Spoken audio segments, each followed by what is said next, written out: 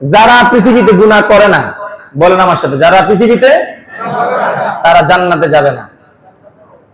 বলেন তারা জান্নাতে, নাউজুবিল্লাহ, আমরা সুবহানাল্লাহ বলেন। পরে বলতেছি কথা।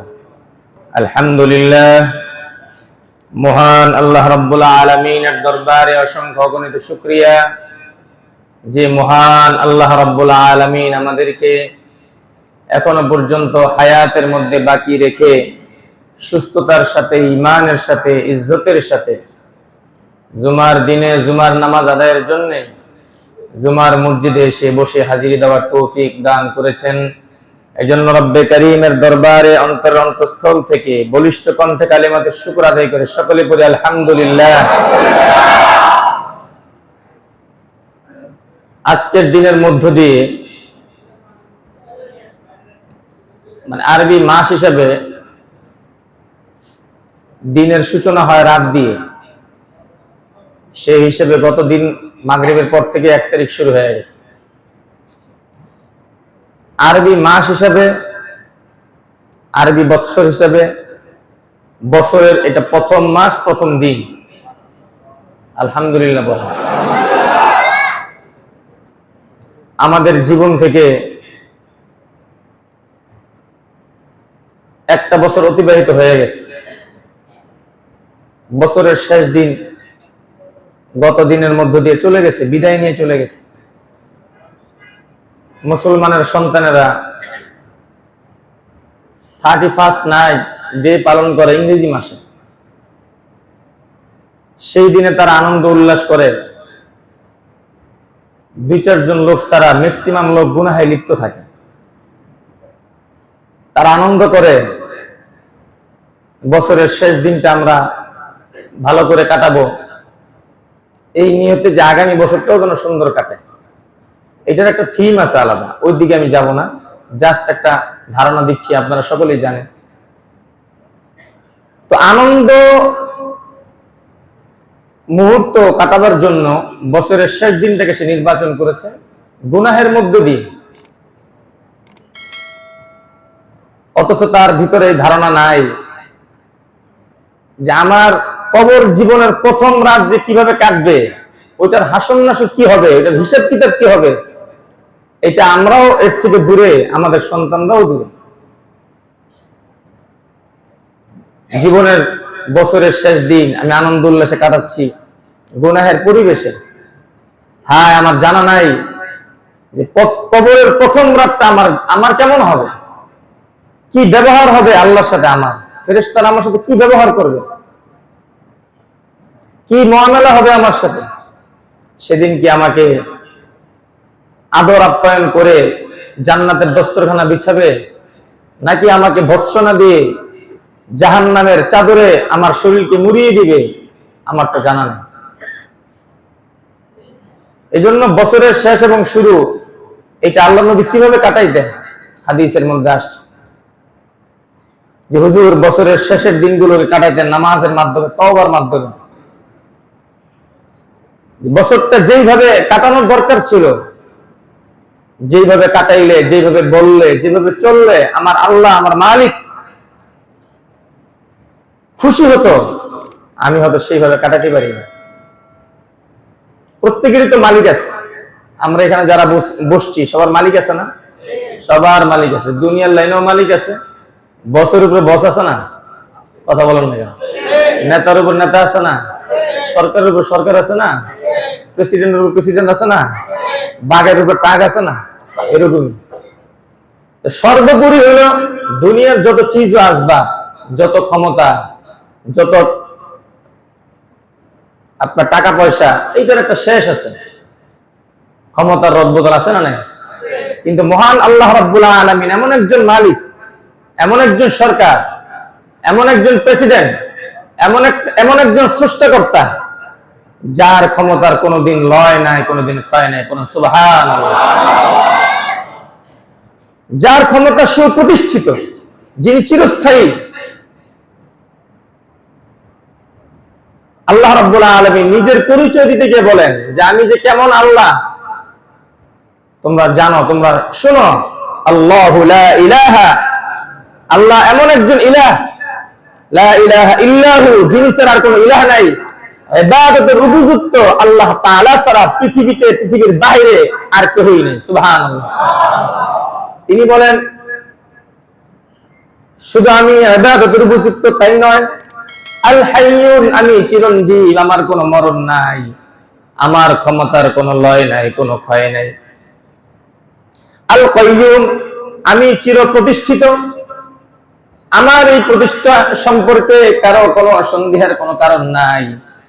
আমার এই সুপ্রতিষ্ঠিত অবস্থানকে কেউ কোনোদিন ভঙ্গ করতে পারবে না, তছনছ করতে পারবে না। সুবহানাল্লাহ।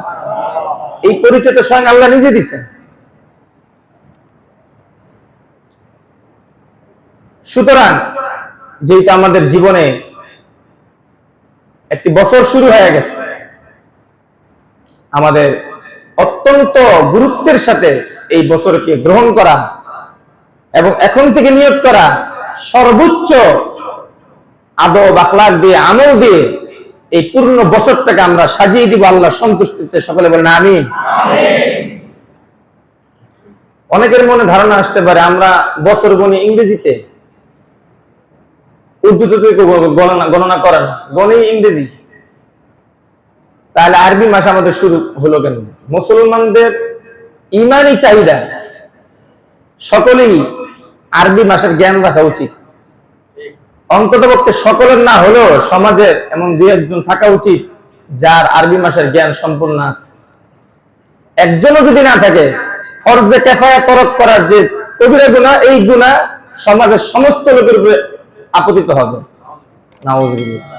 তাহলে আরবি মাসের গণনার প্রয়োজনীয়তা আছে না নাই? এবং আল্লাহ পাক কি বলে দেখেন, আল্লাহ রাব্বুল আলামিন বলেন সূরাতুত তাওবার 36 নম্বর আয়াতে আল্লাহ পাক বলেন, ইন্না ইদ্দাতাশ শুহুরি ইনদাল্লাহ 12 শাহরান ফি কিতাবিল্লাহ, নিশ্চয় আল্লাহ তাআলার বিধান মতে বছর গণনার জন্য আল্লাহ রাব্বুল আলামিন 12টি মাস নির্ধারণ করে দিয়েছেন। এই 12টি মাস গণনার জন্য নির্ধারণ করছেন কবে থেকে? আল্লাহ রাব্বুল আলামিন বলেন, ইয়াউমা খালাকাস সামাওয়াতি ওয়াল আরদ, পৃথিবীর আসমান জমিন যেদিন থেকে সৃষ্টি হয়েছে, আসমান জমিনের সৃষ্টির সূচনা লগ্ন থেকেই আল্লাহ রাব্বুল আলামিন দুনিয়ার মানব দানবের জন্য বছর গণনার জন্য 12টি মাস আল্লাহ তাআলা আমাদেরকে দান করেছেন। সুবহানাল্লাহ। এরপর আল্লাহ রাব্বুল আলামিন বলেন, শোনো, এই 12টি মাসের সবগুলোর মর্যাদা কিন্তু আবার এক নয়। এই 12টি মাসের মধ্যে আল্লাহ রাব্বুল আলামিন 4টি মাসকে এক্সেপশনাল করে দিয়েছেন, এগুলোর দাম আল্লাহর কাছে বেশি। আল্লাহ রাব্বুল আলামিন বলেন, মিনহা আরবাতুল হুরুম, এই 12টি মাসের মধ্যে 4টি মাসকে আল্লাহ রাব্বুল আলামিন সম্মানিত করেছেন। হাদিসের মধ্যে সেই 4টি মাসের নাম রয়েছে লাগাতার 3টি মাস, আর তারপরে হলো 1টি মাস। লাগাতার 3 মাসের নাম হলো যুলকাদা, যিলহিজ্জা আর হলো মুহররম। এই 3টা মাস লাগাতার 11, 12 আর 1 নম্বর মাস। আর একটি মাস হলো আল্লাহ নবী বলেন শাবান মাসের আগে আর জমাদুল উখরার পরে রজব যে মাসটা রয়েছে, এই মাসটাও আল্লাহ রাব্বুল আলামিন সম্মানিত করেছেন। সুবহানাল্লাহ। আর মুহররম মাস, যেটা আমরা এখন প্রেজেন্ট আছি, এই মুহররম সম্পর্কে হাদিসের মধ্যে আসছে শাহরুল্লাহিল মুহররম, এই মুহররম মাসটা সরাসরি আল্লাহর মাস। সুবহানাল্লাহ। মুহররম মাসটা কার মাস? আল্লাহর মাস। এজন্য হাদিসের মধ্যে আসছে মুহররমের মাসে কিছু করণীয় আছে, কিছু বর্জনীয় আছে। করণীয় বর্জনীয় সম্পর্কে আগামী জুমায় বলবো, যেহেতু আগামী জুমার পরে আমরা মুহররম 10ই মুহররমটা পাবো। এই জন্য এই জুমা আমি এই কথাটা বেশি টানবো না, এখান থেকে আমি অন্যদিকে যাওয়ার চিন্তা ভাবনা আছে, যদি আল্লাহ তৌফিক দেন। এটা যেহেতু আল্লাহর মাস, এক সাহাবী বলতেছেন, ইয়া রাসূলুল্লাহ, আমি রোজা রাখতে চাই।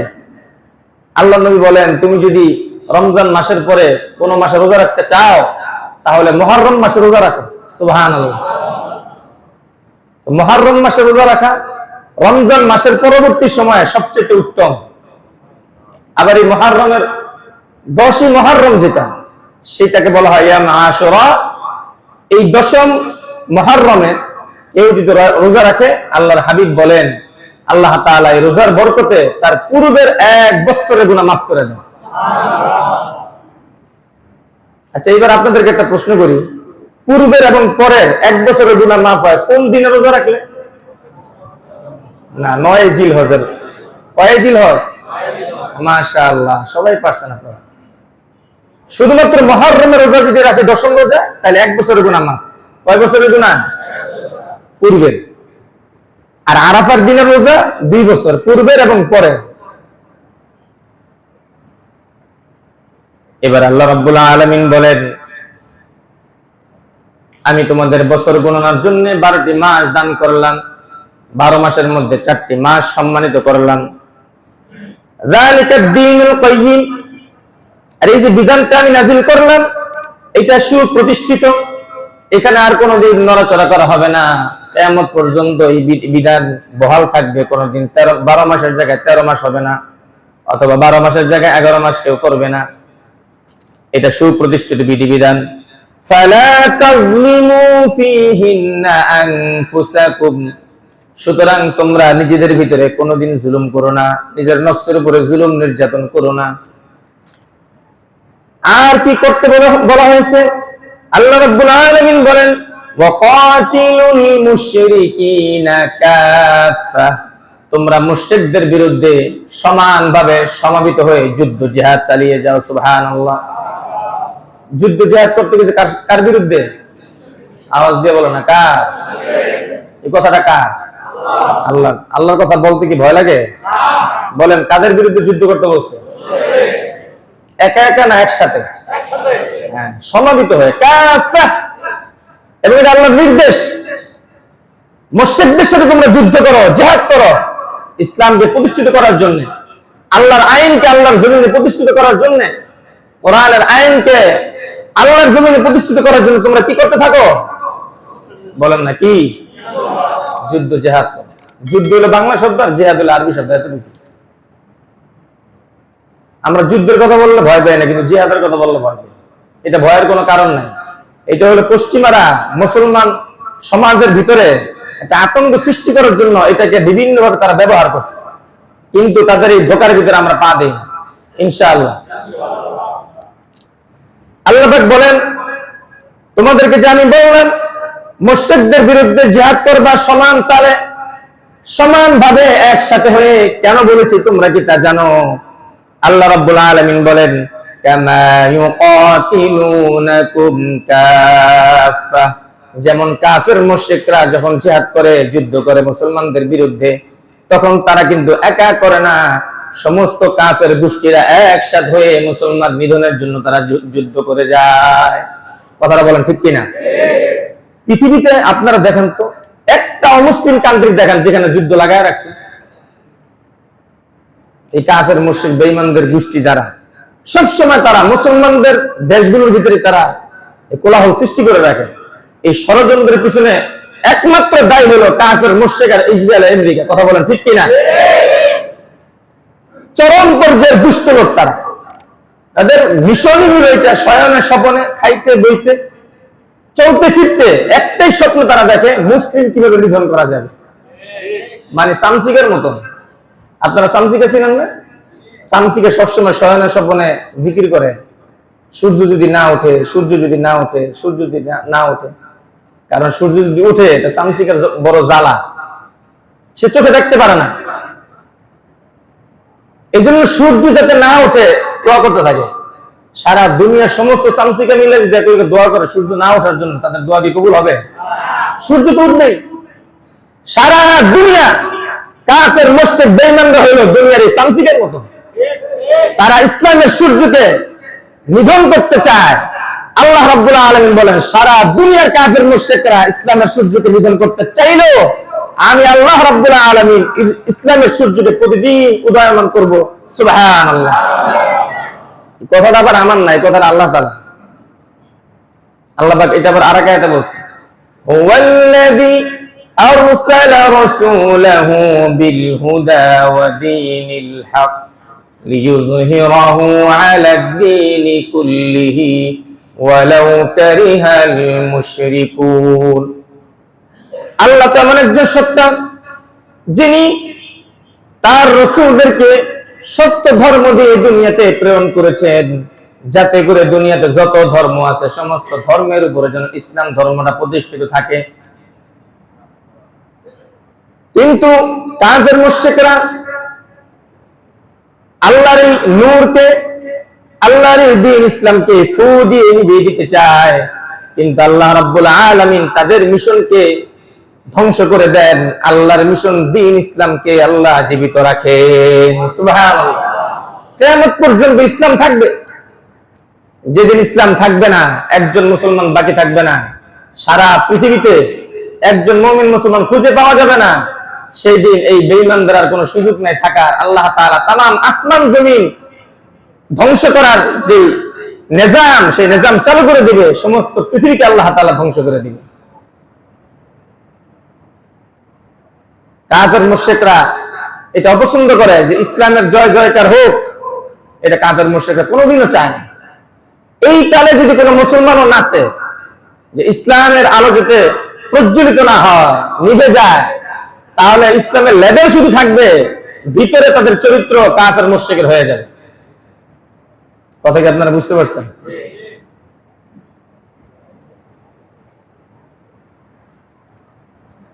এই আয়াতের শেষের ভিতরে আল্লাহ তাআলা বলেন, তোমরা কাফের মুশরিকদের সাথে যুদ্ধ করো সমবেত হয়ে, যেমনটা তারা করে। আর তোমরা জেনে রাখো, ওয়ালামু, জেনে রাখো তোমরা, আন্নাল্লাহা মাআল মুত্তাকিন, আল্লাহ তাআলা মুত্তাকিদের সাথে আছেন। এই কথাটা খুব বুঝার দরকার আমাদের। মুত্তাকি কাকে বলে? এক শব্দে যারা গুনাহ থেকে বাঁচে তারা হলো মুত্তাকি। কষ্ট না হলে আপনারা বলেন, মুত্তাকি কাকে বলে? সর্বপ্রকার গুনাহ থেকে যারা বাঁচে তাদেরকে কি বলা হয়? যারা, এটা শুধু ইমাম সাহেব না, খতিব সাহেব না, যারা, একজন কাঁচামরিচ বিক্রেতা সেও যদি গুনাহ থেকে বাঁচে, মুত্তাকির চেয়ারটা আল্লাহ তাআলা তাকে দিয়ে দিবেন। সুবহানাল্লাহ বলেন। একদম জীর্ণ শীর্ণ গরিব, সমাজে তার কোনো দাম নাই, সমাজের লোকেরা তাকে চিনেও না, এমন একজন লোকও যদি গুনাহ থেকে বাঁচে, তাকওয়ার চেয়ার আল্লাহ তাকে দিয়ে দিবেন। এবার বলেন, যদি নেতারা মানে তখন কি হবে? তাদের দাম কত বাড়বে? সুবহানাল্লাহ বলবেন না? নেতাদের সম্মান ইজ্জত আল্লাহ নবী নিজে দিয়ে গেছেন। কাফের অবস্থায় হযরত ওমর নেতা ছিলেন, ছিলেন না? অনেক কাফেররা ইসলাম ধর্ম গ্রহণ করতে চায় না, তাদের নেতৃত্ব চলে যাবে এই ভয়ে। কিন্তু ইসলামের একটা নীতি হলো, বাতিল ধর্মে সে যদি অনেক বড় নেতা হয়ে থাকে, তো ইসলাম ধর্ম গ্রহণ করার পরে তাদেরকে ভালো একটা পদমর্যাদা দেওয়া হয়, যাতে করে তাদের সম্মান থাকে। আল্লাহ রাব্বুল আলামিন বলেন, তাকওয়া অবলম্বনকারী যারা হবে তাদেরকে আমি আল্লাহ রাব্বুল আলামিন সঙ্গ দিব, তাদের সাথে আমি থাকবো। সুবহানাল্লাহ। 7টা কসম খাওয়ার পরে আল্লাহ রাব্বুল আলামিন বলেন সূরা শামসের ভিতরে, ফাআলহামাহা ফুজুরাহা ওয়া তাকওয়াহা। এইবারে মূল কথা আপনাদেরকে বোঝানোর লাইনে আমি আসছি। এই সর্বপ্রকার গুনাহ থেকে বাঁচার জন্য কেউ যদি চেষ্টা করে, তাকে তাকওয়ার চেয়ার দেওয়া হবে। তার মানে হলো গুনাহ করবে মানুষ। মানুষ কি করবে বলেন? গুনাহ করবে। এবারে শুনেন, একটা হেডলাইন বলি, শিরোনাম। সারা পৃথিবীতে যত মাখলুকাত আছে, সমস্ত মাখলুকাতের ভিতরে একটা মাত্র শ্রেণী আছে, একটা জাতি আছে, যে জাতিকে আল্লাহ তাআলা 2টা যোগ্যতা দিয়েছে। আমার সাথে বলেন, কয়টা যোগ্যতা? ভালো করে মুখস্থ করবেন এটা। এই 2 যোগ্যতা আর কোন জাতিকে আল্লাহ তাআলা একসাথে দেন নাই। যে জাতিকে আল্লাহ তাআলা 2টা যোগ্যতা দিয়েছেন, সেই জাতির নাম হলো আদম সন্তান। একটা যোগ্যতা হলো গুনাহ করার যোগ্যতা। আমার সাথে বলেন, কি করার যোগ্যতা? গুনাহ করার যোগ্যতা। আরেকটা যোগ্যতা হলো গুনাহ থেকে বাঁচার যোগ্যতা। বলেন, আরেকটা যোগ্যতা কি? এবারে শুনেন, যারা পৃথিবীতে গুনাহ করে না, বলেন আমার সাথে, যারা পৃথিবীতে তারা জান্নাতে যাবে না। বলেন তারা জান্নাতে, নাউজুবিল্লাহ, সুবহানাল্লাহ বলেন। পরে বলতেছি কথা। আমার সাথে বলেন, যারা পৃথিবীতে গুনাহ করে না। নওজওয়ানরা বলেন না, মুরব্বিরা তো সম্মানিত মানুষ, ওনাদের বলা। নওজওয়ানরা বলেন, যারা পৃথিবীতে তারা জান্নাতে যাবে না। এটা ভালো করে মুখস্থ করেন। যারা পৃথিবীতে গুনাহ তারা জান্নাতে, যেমন ধরেন ফেরেশতারা গুনাহ করে, তারা জান্নাতে যাবে না, তাদের জন্য কোনো জান্নাত নেই।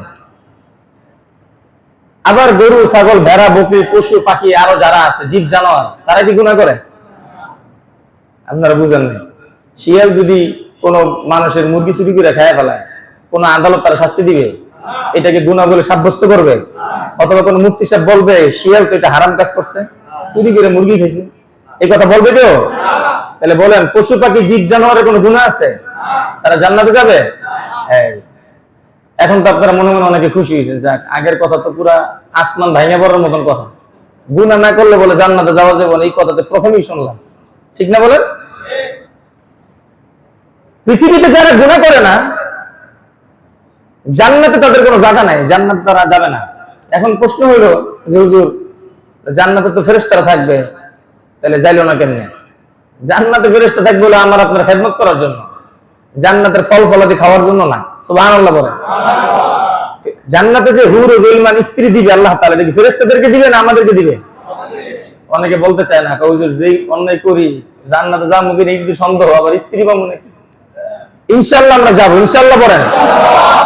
আমরা যদি মনে করি আল্লাহ আমাদেরকে জান্নাত দিবেন, তো এই সুধারণা রাখার কারণে আল্লাহ তাআলা মরার আগে হইলেও আমাদের গুনাহ মাফ করে জান্নাতের উপযুক্ত বানায় নিবেন ইনশাআল্লাহ। জান্নাতের যত না জানে আমাদের একটা ফেরেশতাদের জন্য না। জমজম, হাউজে কাউসারের পানি বলেন, দুধের নহর, মালটার জুসের নহর, আঙ্গুরের জুসের নহর, হ্যাঁ, এগুলো সব এই আমার আপনার জন্য। সুবহানাল্লাহ।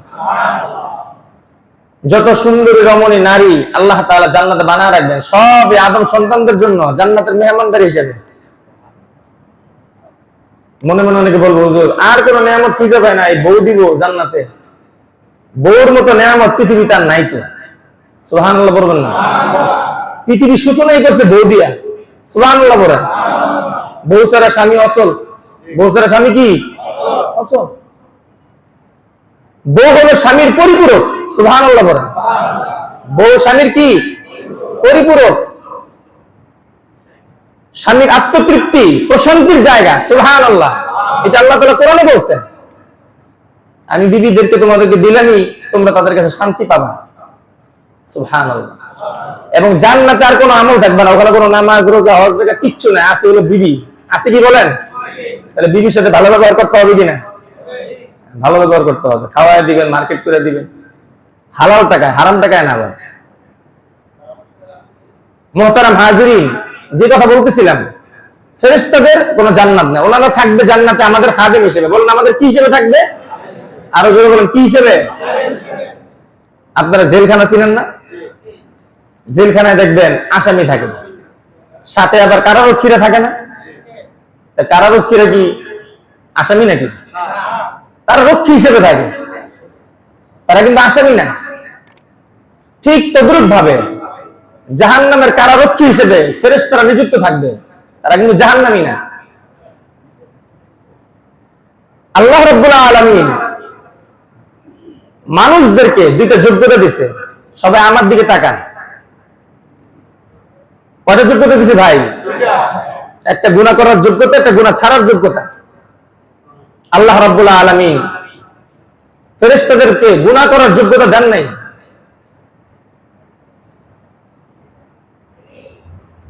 এবং তাদেরকে গুনাহ করার যে শাস্তি, এইটা তারা বুঝে, এই যোগ্যতা তাদেরকে দিয়েছেন।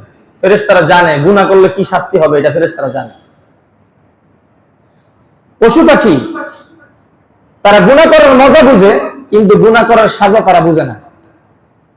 এই কথাগুলো একটু একাডেমিক লাইনের কথা হয়ে গেছে, একটু কষ্টসাধ্য, কিন্তু আপনারা জ্ঞানী মানুষ, এই জন্য আমি কইতে ভয় পেতেছি না। আমি মনে করতেছি আপনারা সবাই বুঝতেছেন, আলহামদুলিল্লাহ। পশু পাখি যারা, গরু, ছাগল, আমাদের সমাজে যারা আমাদের সামাজিক একটা অংশ, সমাজের একটা পরিবার, এই গরু, ছাগল, ভেড়া, বকরি, ঠিক না? গরুকে যদি তার মালিক আইলের মাঝখান দিয়ে নিয়ে যায়, দুই পাশে ধান খেত, মাঝখান দিয়ে আইল দিয়ে নিয়ে যায়, আর মাথার মধ্যে একটু একটু করে বাড়ি দিয়ে বুঝায়, ডানে বামে কিন্তু তুমি মুখ দিবা না, দিলে এরকম বাড়ি দিব তোমাকে। এইভাবে যদি সে গরুকে সতর্ক করে মাঝখান দিয়ে নিয়ে যায়, আর খানিকটা সময় যদি মালিক এদিক ওদিক তাকায়, তখন গরু কি ধান খাওয়া ছেড়ে দেয়? সেকেন্ডের মধ্যে একটা টান দিয়ে ধান নিয়ে এসে পড়ে। সেইটা বুঝে না একটু পরে যে আমাকে মালিক আবার বেতার আঘাত করবে, আমার এটা খাওয়া উচিত না। তাহলে গরু অপরাধ বুঝে, শাস্তি বুঝে, আরে গুনার মজা বুঝে, কিন্তু গুনার সাজা সে বুঝে না। এই জ্ঞান বুদ্ধি আল্লাহ তাকে দেয় না। আল্লাহ রাব্বুল আলামিন মানব জাতিকে গুনাহ করার যোগ্যতা, গুনাহ ছাড়ার যোগ্যতা দুইটাই আল্লাহ তাআলা মানব জাতিকে দিবেন। এটার ইলম দিবেন। আল্লাহ পাক বলেন ফাআলহামাহা, এই জ্ঞান আমি তাদেরকে দিয়েছি, ফুজুরাহা ওয়া তাকওয়াহা। মজার বিষয় কি জানেন? ফিতরিগতভাবে, সৃষ্টিগতভাবেই আল্লাহ তাআলা মানবকে গুনাহ করার আগ্রহ দিয়ে দিয়েছে। মানব গুনাহ করবে। এবং কোরআনের ভিতরে যে গুনাহ এবং গুনাহ ছাড়ার যে দুইটা কথা আসছে, এই দুইটা কথার মধ্যে আল্লাহ তাআলা গুনার কথাটা আগে আনছে। তার মানে মানুষ আগে গুনাহ করবে। মানুষ আগে কি করবে? গুনাহ করবে।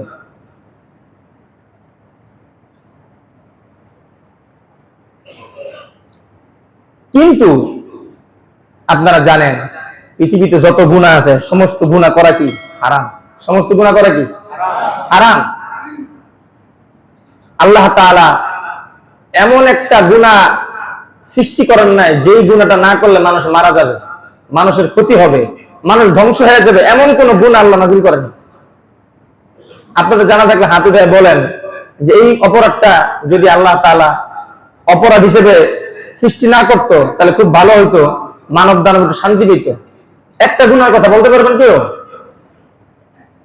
পৃথিবীতে এমন কোন গুনাহ রাখা নাই যেটাকে আল্লাহ তাআলা হারাম করছেন, গুনাহ হিসেবে সাব্যস্ত করছেন, কিন্তু মানুষের প্রয়োজন এমন কোন গুনাহ আল্লাহ রাখেন নাই। যেমন ভিনদেশী বা ভিন্ন নারী দেখা, যে নারী আমার জন্য হারাম, সেই নারী দেখা কবিরা গুনাহ, হারাম। এই নারী যদি আমরা না দেখি আমাদের কোনো গুনাহ হবে? কথা বলেন না, গুনাহ হবে? আমরা ধ্বংস হয়ে যাব? ক্যান্সার হবে? জ্বর উঠবে? কিছুই না। পৃথিবীতে এমন কোন গুনাহ নাই যে গুনাহ আপনি ত্যাগ করলে আপনি ধ্বংস হবে। বিড়ি খাওয়া, বিড়ি যদি কেউ না খায় ধ্বংস হয়ে যাবে? মানুষ আলাদা বানাইছে, তো বিড়ি না খেলে টয়লেট হয় না, বিড়ি না খেলে ঘুম হয় না, বিড়ি না খেলে চিন্তা দূর হয় না। এগুলো হলো আপনার আবিষ্কার, এটা আল্লাহ বলে না। কথা বলেন ঠিক কিনা? আপনি বানাইছেন বসে বসে, বানাইছে। মদ না খেলে টেনশন ফ্রি হয় না। আল্লাহ বলেন যে মদ খাওয়ার মধ্যে ক্ষতি বেশি, উপকার কম। আর সর্বশেষ আয়াত নাযিল করে এটাই বলে দিয়েছেন মদের ভিতরে কোনো উপকারই নাই, ক্ষতি ছাড়া। তারপরে দাড়ি চাচা, দাড়ি যে আমরা কেটে ফেলি, ছাটি কাটি যাই করি, এটা কবিরা গুনাহ। একজন দাঁড়ায় বলেন যে দাড়ি রাখলে অসুবিধা। হাদিসের মধ্যে আসছে কেউ যদি দাড়ি কাটে প্রতিটা মুহূর্তে তার আমলনামে কবিরা গুনাহ লেখতে থাকে ফেরেশতারা, নাউজুবিল্লাহ বলেন। এমনকি কাবা শরীফে তওয়াফ করলো তার নামে কবিরা গুনাহ হতে থাকে। কেউ যদি দাড়ি রাখে, বিজ্ঞান বলে কি জানেন দাড়ি লম্বা কেন হয়? বিজ্ঞান বলে এটা বিজ্ঞানের কথা। বলে যে এখানে হরমোন আছে, এই হরমোনের জন্য এটা লম্বা হয়। এটা বিজ্ঞানের একটা ভাষা। কিন্তু আল্লাহ কি বলেন দেখেন, সারা দেহের ভিতরে, সমস্ত অঙ্গের ভিতরে আল্লাহ তাআলার হুকুম চলে। এখানে কোনো বিজ্ঞানের হুকুম চলে না, কোনো থিওরিও চলে না। বিজ্ঞানের বহু তথ্য একের পর এক মিথ্যা সাব্যস্ত হয়েছে, কিন্তু আল্লাহর কোন তথ্য পৃথিবীর কোন বিজ্ঞান মিথ্যা সাব্যস্ত করতে পারে না। সবার জোরে বলুন সুবহানাল্লাহ। আমাদের ভুরুর উপরে পশম আছে না ভাই? এই পশম কয়দিন কাটছি আমরা বলেন তো? কাটছি? এই পশম আমাদের বড় হয়? এই পশম দাড়ির আগে পাকে। অনেক দাড়ি, সাদা দাড়িওয়ালা ভাই মুরব্বীরা আছেন যাদের ভুরু কাঁচা। সুবহানাল্লাহ বলেন। এই গুরু হুকুম চলে কার? আল্লাহর হুকুম চলে। মুহতারাম হাজিরিন, এটা হলো ইসলামের বিধান। ইসলামের বিধান, ধর্মীয় বিধান, এইটার উপরে কোনো মানুষের কর্তৃত্ব চলে না, এখানে কর্তৃত্ব চলে কার? আরো জোরে বলেন, কার চলে? আল্লাহ। মুহতারাম হাজিরিন, মানবকে আল্লাহ তাআলা গুনাহ করার যোগ্যতা দিচ্ছে, গুনাহ ছাড়ার যোগ্যতাও দিচ্ছে। এটা বড় জিনিস, ইম্পর্টেন্ট বিষয়। এটা গুনাহ ছাড়া কোনো বিষয়ই না। আমাদের সমাজে সবচেয়ে বেশি গুনাহ যে অঙ্গ দ্বারা হয়, সেই অঙ্গের নাম কি? চোখ। বলেন না কি? এই চোখের উপরে যে শাটারটা দিচ্ছে আল্লাহ তাআলা, পুরা দেহের ভিতরে সমস্ত দেহ ব্যথা হয়, কিন্তু আপনাদের চোখের পাতা কোনোদিন ব্যথা হয়েছে? মুখের জিহ্বা কোনোদিন ব্যথা হয়েছে? কথা বললে, বক্তৃতা দিলে গলা ব্যথা করে, বুক ব্যথা করে, মুখ ব্যথা করে, কিন্তু জিহ্বা ব্যথা করে না। দৈনিক হাজার হাজার বার আমরা এই শাটারটা উঠানামা করি। মৃত্যুর আগ পর্যন্ত এখানে যে জেল আল্লাহ তাআলা পুশ করে দিছে, মৃত্যুর আগ পর্যন্ত এটার জেল শুকায় না, এটার চলমান আল্লাহ তাআলা মৃত্যুর আগ পর্যন্ত অব্যাহত রাখে। পড়েন সুবহানাল্লাহ। একজন নারী আপনি দেখলেন, এই নারীকে দেখলে হাদিসের মধ্যে সেটা কবিরা গুনাহ। এখন আপনি দেখে ফেলছেন, আপনার যোগ্যতা আছে গুনাহ ছাড়ার, কোরআনে আছে না?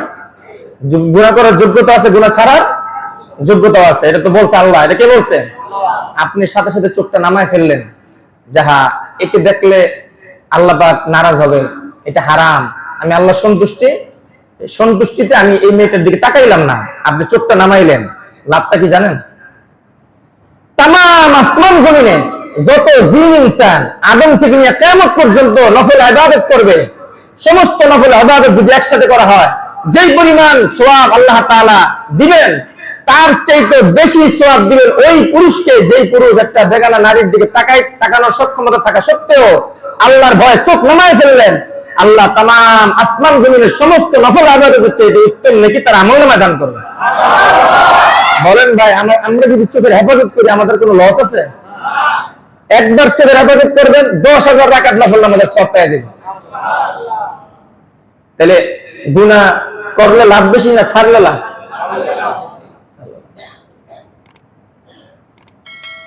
আমরা দেখেন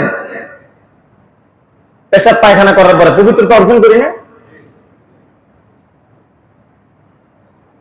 এই পবিত্রতা অর্জন করা এটা সওয়াবের কাজ, অর্জন না করা গুনাহের কাজ। সারা পৃথিবীতে যত মানুষ আছে, সমস্ত মানুষ ঈমানের লাইনে দুই প্রকার। কয় প্রকার? এক প্রকার মানুষ হলো যারা ঈমানদার, এক প্রকার মানুষ কি যারা, আর এক প্রকার মানুষ হলো যারা বেঈমান। আর এক প্রকার মানুষ কি? বেঈমানের কোনো গুনাহ নাই। বলেন বেঈমানের কি নাই? ওর তো ঈমানই নাই, গুনাহ কিসের? বেঈমানের কিয়ামতের ময়দানে কোনো হিসাব কিতাব নাই, ওর তো ঈমানই নাই, ওর কোনো আয়োজনই নাই আল্লাহর দরবারে, ওর নিয়ে কোনো ফিকিরই নাই। আল্লাহ ফিকির হলো আমার আপনার মতন এই যে গুনাহগার মুমিন মুসলমান যারা আছে। সুবহানাল্লাহ। বেঈমানের কোনো গুনাহ দুনিয়াতে নাই, কিয়ামতের ময়দানে বেঈমানের কোনো হিসাব কিতাব নাই, ওর বিনা হিসাবে জাহান্নামে। বিনা হিসাবে কি? গুনাহ আছে মুমিন মুসলমানের দুনিয়াতে, হিসাব কিতাব মুমিন মুসলমানের কোথায়? আখিরাতে।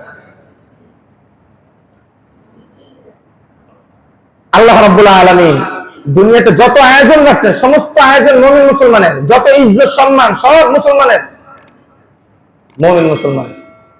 আল্লাহ পাক এটা কোরআনে বলেন, ওয়ালিল্লাহিল ইজ্জাতু ওয়া লিরাসূলিহি ওয়া লিল মুমিনিন। আল্লাহ রাব্বুল আলামিন বলেন, আসমান জমিনে যত ইজ্জত সম্মান রয়েছে, সমস্ত ইজ্জত সম্মানের প্রথম হকদার হলেন মহান আল্লাহ। এর পরবর্তী সময়ে সবার চাইতে বেশি হকদার ইজ্জত সম্মান হলেন রাসূল।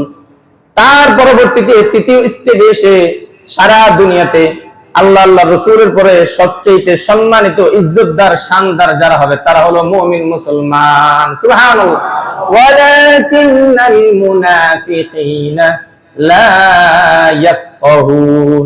কিন্তু মুনাফিকরা এটা তারা বুঝতে চায় না, এটা তারা জানে না। সারা দুনিয়াতে ইজ্জত সম্মানের অধিকার কারা? মুমিন মুসলমান না। বলেন কারা? বেঈমানদের কোনো ইজ্জত নাই। তারা পরশক্তির মালিক হতে পারে, আমেরিকা পরমাণুর মালিক হতে পারে, ইসরায়েল পরমাণুর মালিক হতে পারে, আমরা তাদের চাইতে বড় পরমাণুর মালিক আলহামদুলিল্লাহ করেন। তাদের কাছে আছে মানব বিধ্বংসী পরমাণু, আর আমাদের কাছে আছে পরমাণু বিধ্বংসী আল্লাহু আকবার। আরে জোরে বলেন আল্লাহু আকবার। এবার আপনারা বলেন আমেরিকার কাছে ইসরায়েলের কাছে যে পরমাণু আছে এটা বড় না আল্লাহু আকবার বড়? আমরা নামাজের ভিতরে বলি সুবহান রাব্বিয়াল আলা, সুবহান রাব্বিয়াল আযীম। আমেরিকার পরমাণু বড়, ইসরায়েলের পরমাণু বড় না, আমাদের সুবহান রাব্বিয়াল আযীম, আযীম বড়। কোনটা বড় বলেন? আযীম বড়। আমরা মুখে যেইভাবে আল্লাহু আকবার বলি, মুখে যেইভাবে সুবহান রাব্বিয়াল আযীম বলি, এই শব্দটার ইয়াকিন আর বিশ্বাস যেদিন আমাদের হৃদয়ে আসবে, সেই দিন আমেরিকার পরমাণু আর ইসরায়েলের পরমাণু বিধ্বংসী হয়ে যাবে। তাদের পরমাণু মুসলমানের কোনো ক্ষতি করতে পারবে না। সুবহানাল্লাহ বলেন। সাহাবায়ে কেরাম যখন কাফের মুশরিকদের সাথে যুদ্ধ জিহাদ করতেন, তাদের কাছে কি অস্ত্র ছিল? খুব সামান্য, ভাঙ্গা তরবারি একটা না দুইটা।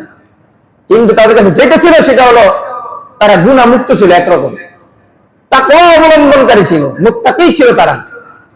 মুসলমানের অস্ত্রের নাম দুইটা, একটা হলো তাকওয়া, একটা হলো আসবাব। বলেন একটার নাম কি?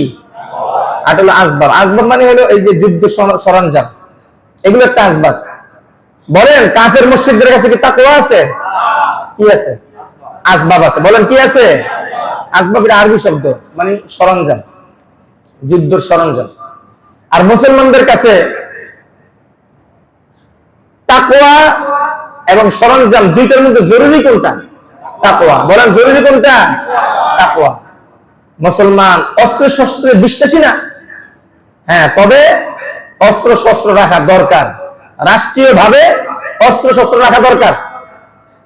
মনে করেন কোন দেশ যদি আমাদের দিকে তাক লাগায় বলে বেশি কথা বললে উড়াই দিব, আমরাও যেন বলতে পারি তোমরা উড়াই দিলে আমরাও উড়াই দিব, এই শক্তি যেন আমাদের থাকে। কথা বলেন ঠিক কিনা?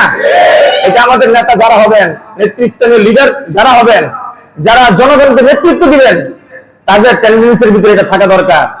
দেশ যেভাবে অর্থনৈতিকভাবে সচ্ছল হওয়া দরকার, অস্ত্রের শস্ত্রে সচ্ছল হওয়া দরকার, বেকারত্ব দূর করা দরকার, ঠিক তেমনি ভাবে তাকওয়ার লাইনেও জনগণ যেন অ্যাক্টিভ হতে পারে, জনগণ যেন শিক্ষার ব্যবস্থা পাইতে পারে, এইটাও তাদের মাথার ভিতরে রাখা দরকার। মুসলমান তো অস্ত্র শস্ত্রে বিশ্বাসী না, মুসলমান বিশ্বাসী কার উপরে? আল্লাহর উপরে। আরো জোরে বলুন কার উপরে? আমরা মুসলমানরা যদি ঈমানটাকে ধরে রাখতে পারি, ভিতর আর বাহির যদি আমাদের এক হয়, সারা পৃথিবীর পরাশক্তি আমাদের পদতলে থাকবে ইনশাআল্লাহ। মুহতারাম হাজিরিন, বিমানে গেলে আপনারা অনেকে দেখবেন, বা অনেক ইউরোপ কান্ট্রিতে ওয়াশরুমে কোনো পানি নাই। ওয়াশরুমে কি নাই? এরকম ওয়াশরুম পান নাই আপনারা? আমি পাইছি বহু। তো ওয়াশরুমে যদি পানি না থাকে পবিত্র হয় কিভাবে? টিস্যু দিয়া। কি দিয়া? টিস্যু ব্যবহার করেন। ধরেন একদিন করলো না, 2 দিন করলো না, মানে পানি ব্যবহার 1 সপ্তাহ করলো না, 1 মাস করলো না, বছর বছর করলো না, অবস্থাটা কি হয়? আমাদের দেশে গরু ছাগলের কোনো ওয়াশরুম আছে? তারা হাগুমুতি করে পানি নেয়। কুকুর শুকুরের কোনো ওয়াশরুম আছে? কথা বলেন না কেন?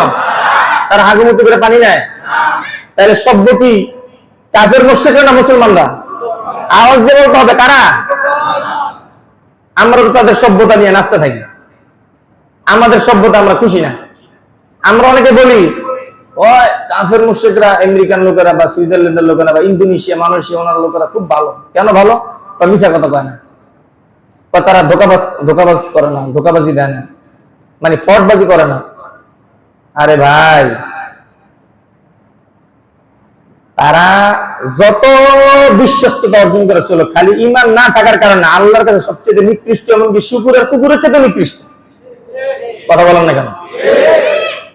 আর মুসলমানরা যদি এটা করা উচিত না, মিথ্যা বলা, ফ্রডবাজি করা, ধোকাবাজি করা, এটা উচিত না। যদি করেও থাকে ঈমানের কারণে আল্লাহর কাছে কাফের মুশরিকদের থেকে দামি। সুবহানাল্লাহ বলেন। আমাদের দামটা তোমাদের বুঝতে হবে। বাংলাদেশ সরকার দেখলে একজন হত্যা করছে, সে আসামি, মার্ডার কেসের আসামি, তাকে কি করবে? শাস্তি দিবে। অথবা চুরি করলো শাস্তি দিবে না? শাস্তি যখন শেষ হয়ে যাবে তাকে আজাদ করে দিবে। এই তো ঈমান থাকার কারণে গুনাহ হয়ে গেছে, মানে সে অপরাধ করছে, নামাজ পড়ে নাই অপরাধ করছে, দাড়ি কাটছে অপরাধ করছে, মালের হক আদায় করে অপরাধ করছে, সে আল্লাহ তাআলার কাছে সে যদি ন্যূনতম ঈমান নিয়ে যায়, ন্যূনতম ঈমান মানে আপনার 99% না, 100% ঈমান হতে হবে। এই ঈমানের আকারটা যদি বিন্দু থেকে বিন্দু পরিমাণ হয়, আল্লাহ তাআলা গুনার সাজা দিবে তাকে জাহান্নামে। সাজা দেওয়ার পরে যে পুরস্কারটা দিবে, সেই ন্যূনতম ঈমানের পুরস্কার ন্যূনতম জান্নাত হবে তাম পৃথিবীর 11টা পৃথিবীর সমান। সুবহানাল্লাহ। এটা ইমানের পুরস্কার। মুসলমান অপরাধ করতেই পারে। আবার আরেক হাদিসে আসছে এই জাতি যদি গুনাহ না করতো, আল্লাহ এই জাতিকে ধ্বংস করে দিত, দিয়ে এমন এক জাতি তৈরি করতো যারা গুনাহ করতো তওবা করতো, গুনাহ করতো তওবা করতো। আল্লাহর এক নাম হলো গফফার, যিনি ক্ষমাশীল। এখন আমরা গুনাহই করি না, উনি কারে ক্ষমা করবে বলেন? আমরা তো গুনাহই করি না, ক্ষমা করবে কাকে? তাহলে উনি যে গুনাহ মাফকারী, এটা ওনার আভিজাত্যটা হইল না। আল্লাহর শান হলো, বান্দা তুমি যদি গুনাহ করেই ফেলো, অন্ততপক্ষে দেরি করো না, সাথে সাথে তওবা করো। এটা আল্লাহ তাআলা সূরা নিসার ভিতরে বলেন। এটা বলে আমি শেষ করে দেব ইনশাআল্লাহ। আল্লাহ পাক বলেন, ওয়াল্লাযীনা ইযা ফাআলু ফাহিশাতান আও যালামু, যখন কোন মুমিন মুসলমান কোন অশালীন কাজ করে ফেলছে, জিনা করে ফেলছে, বা চুরি করে ফেলছে, ডাকাতি করে ফেলছে, হক নষ্ট করে ফেলছে, জমি দখল করে ফেলছে, এরকম অনেক গুনাহ করে ফেলছে, সাথে সাথে যাকারুল্লাহ, আল্লাহর স্মরণ তার অন্তরে আসছে, ফাস্তাগফিরু লিযুনুবিহিম, গুনাহের ক্ষমা আল্লাহর কাছে চাইলো যে আল্লাহ গুনাহ করে ফেলেছি, এবার মাফ করে দেন। আল্লাহ রাব্বুল আলামিন বলেন, ওয়া মান ইয়াগফিরুদ দুনুবা ইল্লাল্লাহ, এবং সে জানে গুনাহ মাফ করার একমাত্র সুপার পাওয়ার, সুপার মালিক কে? আল্লাহ। এটা সে জেনে মাফ চায়। আল্লাহ পাক বলেন, ওয়ালাম ইউসিল্লু আলা মা ফাআলু ওয়া হুম ইয়ালামুন, এই একই অপরাধের উপরে, একই গুনাহের উপরে সে লেগে থাকে না, জমে থাকে না, সে গুনাহটা ছেড়ে দেওয়ার চেষ্টা করে। এইরকম যদি সে করে, আল্লাহ রাব্বুল আলামিন বলেন, উলাইকা জাযাউহুম মাগফিরাতুম মির রাব্বিহিম, তাদের প্রতিদান হলো আল্লাহ রাব্বুল আলামিন তাদের সমস্ত গুনাহগুলোকে মাফ করে দিবেন। এরপর আল্লাহ রাব্বুল আলামিন তাদেরকে জান্নাতের ভিতরে নহর দান করবেন, যেখানে তারা চিরস্থায়ীভাবে বসবাস করতে থাকবে। আর এই নিয়ামত আল্লাহ তাআলার পক্ষ থেকে আসবে তাদের পরিশ্রমের কারণে, আমলের কারণে। সুবহানাল্লাহ। তবে এই ক্ষেত্রে কোন বান্দার হক যদি আমার কাছে থেকে থাকে, এই ক্ষেত্রে তওবার নিয়ম হলো বান্দার হক আদায় করে দিয়ে তাকে মাপ চাবে। অত মাপ চাওয়ার দরকার নাই। কোন অ্যাঙ্গেলে যদি সে মনে করেন কেউ আমার কাছে 10 টাকা পায়, অথবা আমি হোটেলে পুরি খেয়ে 10 টাকার পুরি খেয়ে 5 টাকা দিয়ে চলে আসছি, হোটেল মালিক জানাও না, এরকম কাহিনী বহুত হয়। মুদি দোকানে বাজার করছে 5000 টাকা, কথার কথা 1000 টাকা না দিয়ে এসে পড়ছে, অথবা আইটেম নিছে 10টা, দোকান মালিককে বইলে কিন্তু আইটেম ঢুকেছে 15টা, দেয় নাই। এখন তার বুঝ আসছে, আহা আমি তো অন্যায় করছি, তার কাছে পয়সা পাতি আছে। তখন সে কি করবে? ওই একটা হিসাব করে, আন্দাজ করে সেই মুদি দোকানওয়ালা বা ওই পাওনাদারকে সে দিয়ে দিবে, বলো যে ভাই এটা আপনার জন্য হাদিয়া। মাপ চাওয়ার দরকার নাই, মাপ চাইলে শরম। আল্লাহ তাআলা কোন মুমিন মুসলমান লজ্জিত হোক, এটা আল্লাহ নিজেও চান না। সুবহানাল্লাহ বলেন। বাস সে মাপ দিয়ে দিবে, আল্লাহ তাআলা তার হক আদায় করে দিবে। মুহতারাম হাজিরিন, বান্দার হকের ক্ষেত্রে তওবা ছাড়া মাফ হয় না। হ্যাঁ, আল্লাহ পাক যদি নিজে চান সেটা ভিন্ন হিসাব। আল্লাহ চাইলে অনেক কিছুই করতে পারে, আইনের বাইরে দিয়ে আল্লাহ কাজ করতে পারে না। আল্লাহ একচ্ছত্র ক্ষমতার মালিক, এখানে হাত দেওয়ার কোনো অধিকার আমাদের নাই। মুহতারাম হাজিরিন, যে কথা বলতেছিলাম যে মানব জাতিকে আল্লাহ তাআলা গুনাহ করার যোগ্যতাও দিছে, গুনাহ ছাড়ার যোগ্যতাও কি দিছে। আমরা যদি এই গুনাহ ছাড়া যে যোগ্যতা আল্লাহ তাআলা আমাদেরকে দিবেন, গুনাহ করার পাশাপাশি আমরা যদি সাথে সাথে গুনাহ ছাড়ার যোগ্যতাটাকেও অর্জন করার চেষ্টা করি, আল্লাহ তাআলা আমাদেরকে দুনিয়াতে ইজ্জত দিবেন, আখিরাতে ইজ্জত দিবেন। পারবো না ভাই ইনশাআল্লাহ?